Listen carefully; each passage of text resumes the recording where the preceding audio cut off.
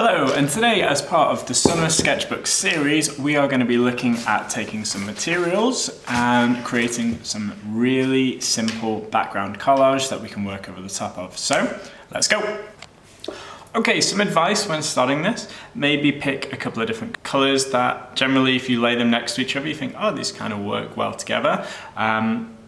And then what you're going to start doing is just tearing it into strips. Now, if this is the first time you're working with a mixed media background, what I would suggest doing is working in horizontal and vertical lines to help guide you. So say, for example, here, I've started by working horizontally across and vertically down to structure the page. Now, in my head at the minute, I'm not sure what drawing is going to go over the top of this, but it allows me some options to think about. Oh, I don't need to worry too much about how things are going to be laid out. I can maybe just use a simple guide to get me started on what I'm doing, and then I can figure out the rest as I go afterwards. Now, the benefit of having lots of different kinds of paper and materials on the page is depending what material you are using yourself to, say, for example, draw or paint over the mixed media background with, those materials are going to interact in different ways. So say, for example, if I'm using pencil on black paper, that's not going to show up very well.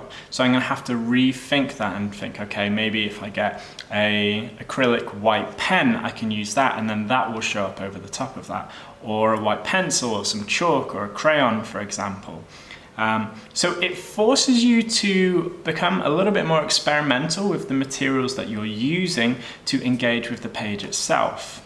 One of the biggest pieces of advice that I would give you when you're doing this, especially if it's new for you, is to not worry too much about where the pieces of whatever you're putting on the page go. Just tear them up. You know, if you want it to be less organized than the examples I've shown, more kind of like scattered around the page so that you can build something, say, from a center outwards, if you're working on a drawing, then just tear them up, even scrumple them up in your hands, and then just throw them down on the page and see where they land. You can move them around a little bit, but there's no hard and fast rule for working on backgrounds like this. As long as the colors work together and you have an idea for what's going to go on the page afterwards, it doesn't really matter where the paper is going to be.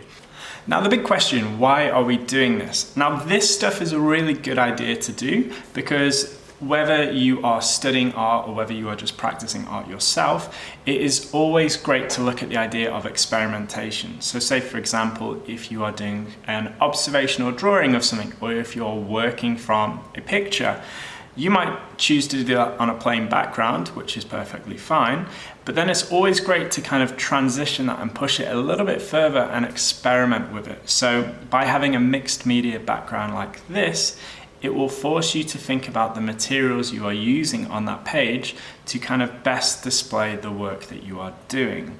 It will also, just by the fact that you have multiple different colors on the page and multiple different materials, it will present your work in a different way.